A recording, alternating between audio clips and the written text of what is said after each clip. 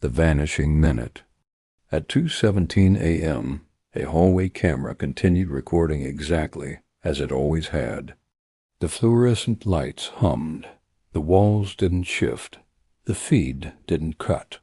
But something fundamental changed, because somewhere inside that small, ordinary apartment building, a woman vanished, and whatever happened to her occurred so cleanly, so completely, that even time itself seemed to look away. This case would haunt investigators for years, not because of what they found, but because of what they didn't. Somewhere within a single, unremarkable minute, a life ended or was taken somewhere else. There was no struggle, no scream, no trace of violence, just silence where a person used to be. The woman lived alone. No children, no husband, no close family nearby. She moved through life quietly, so quietly that many of her neighbors later admitted they barely noticed her at all. When police canvassed the building, the responses were eerily consistent. She kept to herself, very polite, always on time. I saw her every day, but I didn't really know her. She followed the same routine without deviation. Same elevator, same hallway, same schedule. She left and returned at the same hours, carried the same bag, wore similar clothing, predictable, reliable, almost invisible. She wasn't reckless. She wasn't careless. She didn't frequent dangerous places or keep dangerous company. Her life showed no obvious cracks where something like this could slip through, except for one detail. She was secretive about her work. No coworkers ever came by. No clear job title was listed on her records. When neighbors asked what she did, she would smile politely and give vague answers: consulting, research, freelance work. Nothing illegal, at least not on paper, but nothing specific either. That contradiction, ordinary on the surface, guarded beneath, would become impossible to ignore after she disappeared. On the night she vanished, security cameras captured her entering the hallway of her apartment building just after 2:16 a.m. The footage was low quality, slightly distorted and muted by age. Still, it showed her clearly enough. She wore a dark sweater, a long satin skirt, and white shoes. A shoulder bag hung at her side. She walked calmly, without hesitation. Seconds later, another figure entered the frame. A tall man. He wore a black suit and a top hat, an outfit that felt completely wrong for the hour, the building, and the quiet residential street outside. There was nothing theatrical about him. No exaggerated movements, no rush, just presence. Even through the grainy footage, investigators later described something about him that felt heavy, as if the camera had captured something it wasn't meant to. She didn't turn around. She didn't know he was there. She continued toward the elevator, adjusting the strap of her bag as she walked. Her pace never changed. She took 3 steps forward. Behind her, the man took 2. She stopped. Then, as if reacting to a thought she didn't fully understand, she glanced over her shoulder just once.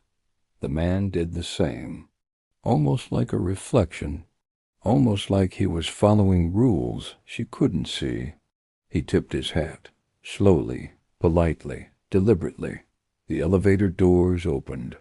He stepped off. She stepped off too. They walked in opposite directions down the hallway. He disappeared out of frame. She reached her apartment door, unlocked it, and went inside. The timestamp read 2:16 a.m. She never exited the building, not through the front door, not through the stairwell, not through the elevator. No alarms were triggered, No forced entry was detected. No windows were broken. No fire escapes were used. No unidentified figures appeared on camera. It was as if she stepped into her apartment and then ceased to exist. Police arrived within hours of the missing person report. They searched every floor, every apartment, every locked maintenance room.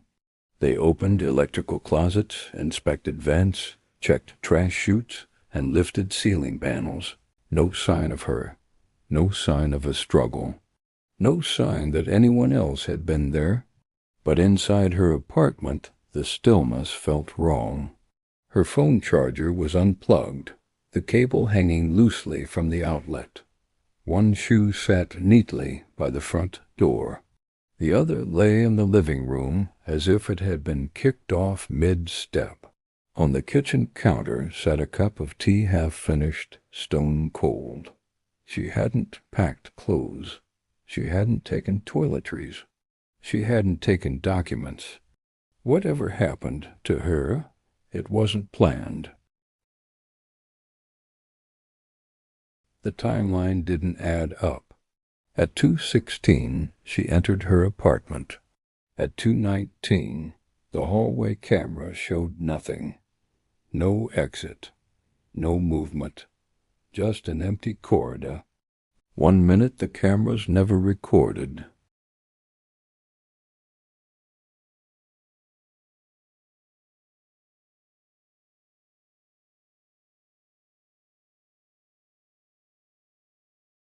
It was absence, pure and unexplained.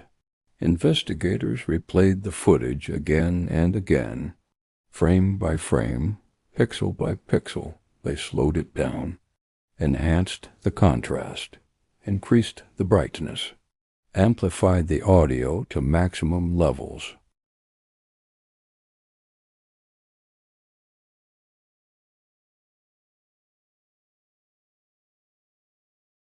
Staring into the hallway, as if it were watching something move just beyond human sight. Eventually, investigators admitted something they couldn't put into an official report. This wasn't a crime that went wrong. It was a crime that left no footprint, no blood, no struggle, no explanation. A woman entered a hallway, and whatever happened next was never recorded by cameras, witnesses, or time itself. To this day, the building still stands. The hallway looks the same. The lights hum the same way they always have.